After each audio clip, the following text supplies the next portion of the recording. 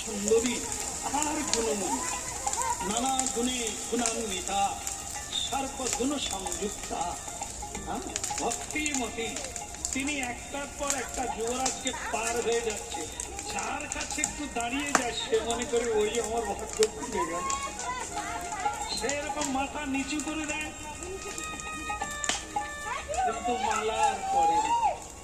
মালা চলে গেছে পাশের জনে। পাশের জন মনে করছে আমারও ভাগ্য খুলে গেল। এইবার যায় তো যায়, তার কাছেই চলে গেছে।